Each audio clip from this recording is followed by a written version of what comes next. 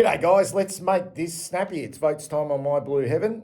The good and the bad, the best and the worst, the heaven and hell medals for 2025. These are our round 21 votes. A 27-point loss, was it, against Fremantle at Optus Stadium on Sunday night, the last game of the round. Let's just take a quick look at the coaches' votes, just a quick look, because these were released yesterday. And we are not influenced by these. We'd already submitted our votes, but the coaches went with 8 apiece to Luke Jackson and Jordan Clark from Fremantle and 8 to Patrick Cripps. These are the two coaches, Michael Voss and Justin Longmuir. George Hewitt got the 4. I don't think there's any real arguments amongst those top 4 there. Interesting, Jago O'Meara got a vote and Nick Haynes got a vote. I would have thought that would have come from their respective coaches. So Longmuir giving O'Meara, the veteran, a vote.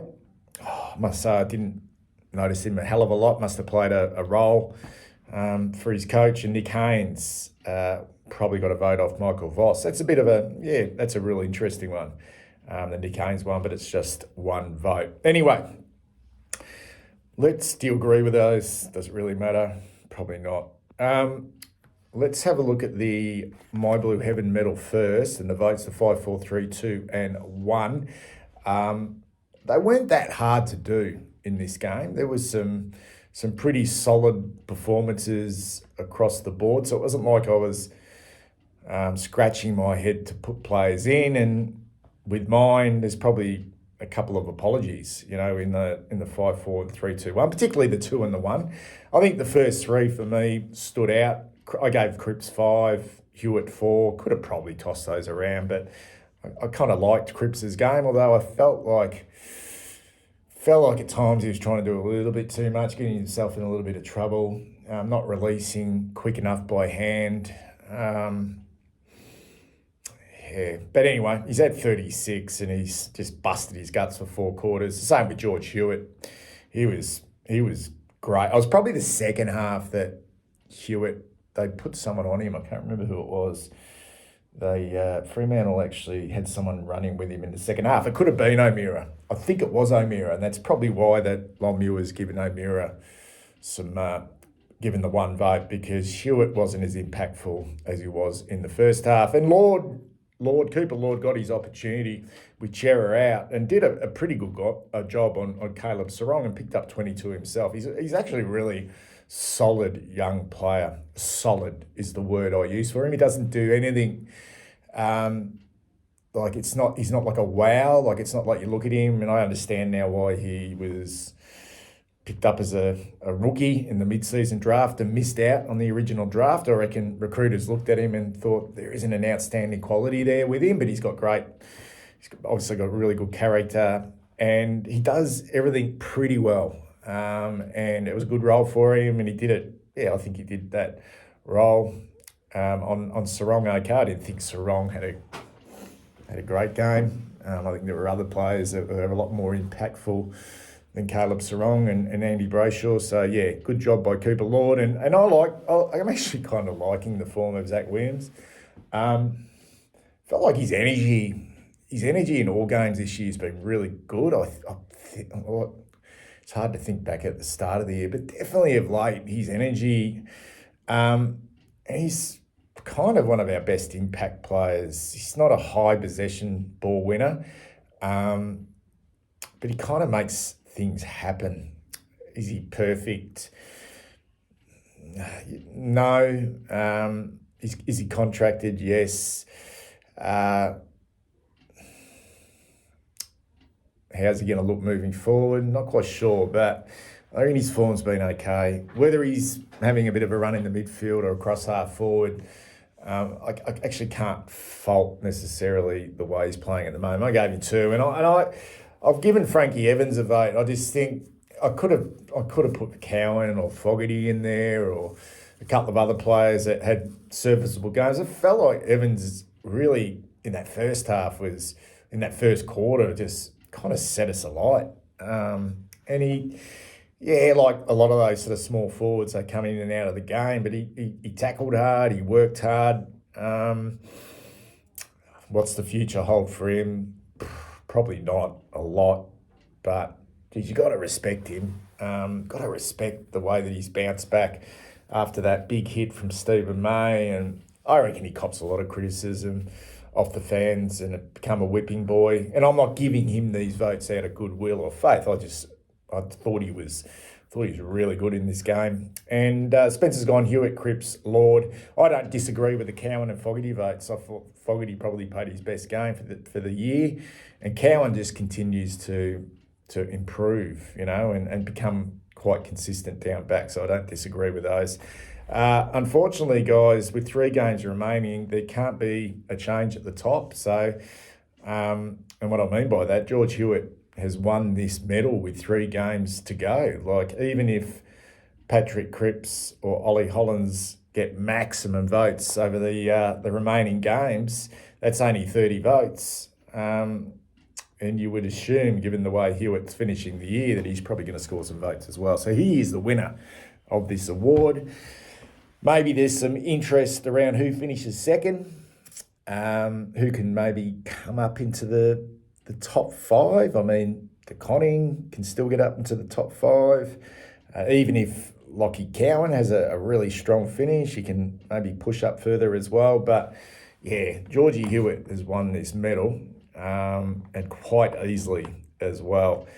And the only new member into this group, guys, is the number 29 on the list, Frankie Evans. Becomes the 29th player to be on the My Blue Heaven leaderboard. Okay, all the interest is around the worst, or the My Blue Hell medal for 2025. And these were a little bit harder to do in this game. But we'll get to the votes first. And I think he's stiff. And we didn't discuss this at all. We did actually watch the game together, but we did not discuss any of these players. But we both went with Will White with the 5 votes. And he was paraded out during the week by the club on social media about his passion, and he feels like a fan every time he runs out there. And that was off the back of a pretty good game last week against Hawthorn, where he kicked a couple. It was a real live wire, but this week he just couldn't get near it. And I'm not saying he didn't work hard.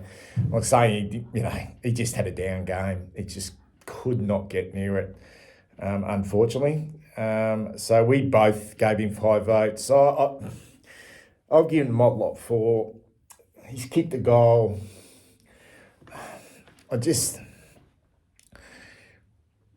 As a small forward, it's good to be both. Your pressure's elite and you tackle with intent and you got strength.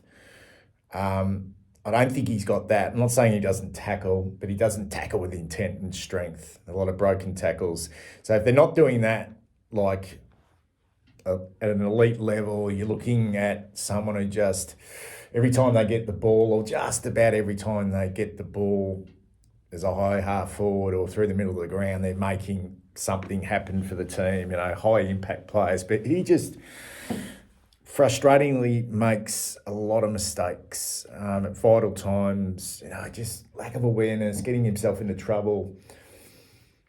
I don't know what it is, because it's kind of, has he stagnated? Is it coaching? I'm not quite sure. Or is it just him? So I've given him 4. Wasn't even an almost game for him. It was just like some good things, but just some bad things. And yeah, anyway, I gave Wiedering 3 votes after last week's performance. This was disappointing. I thought they're 3 bigs, and he wasn't responsible for all of them, but yeah, he just looked slow and just off Wiedering in this game. So I gave him the 3. I was pretty savage on Harry's first half. I know he lifted after half time, and yeah, it's probably a little bit unlucky and a little bit hard, but at the same time, I reckon he must have got a spray and he lifted. Hopefully that second half is something that he can build on for this game against the Gold Coast this weekend. But I've given him 2, and unfortunately I had to give Flynn Young 1. And I thought he showed a few little things where I'm going, yeah, maybe he's got something. Maybe he's got something. at this level. Got his hands on the ball. But yeah, I just thought it was probably his best performance. He got a lot of opportunities, but he's still working his way into it, which is natural at the level, the pace from VFL, and hasn't really had a proper pre-season at this level. Had to give someone one vote, and it was him. Spencer's gone Will White, Jacob Weeder, and Jesse Motlop, and the big one, Nick Haynes. Voss has given him a vote, or we assume it was Michael Voss, and Spencer's gone bang, bang, bang. Not my book, son. You were terrible. And yeah, I kind of agree. Like, he got a lot of the ball, but yeah, no, he made some. But they all make mistakes. Anyway, Spencer would have to explain himself on that one. And Madam Sard, the poor bloke went down and copped a blood nose. But yeah, I mean, he's just had I liked Sard's intent, but I liked all the players' intent in this game. It wasn't like anyone wasn't going out there to really, to really have a crack.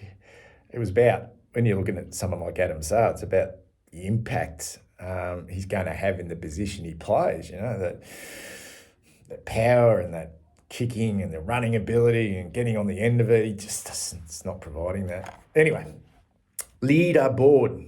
Let's have a look at it, guys.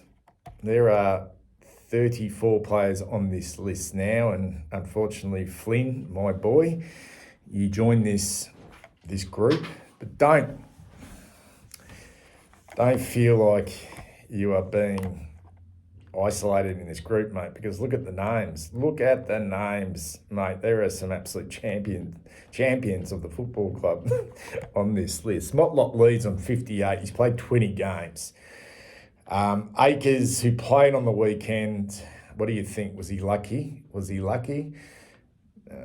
No, I was never really thought about putting in the votes in this game. He's second position on 46. Fogarty, 44. Played quite well on the weekend. Curnow will not play any more football this year. Will White has jumped up.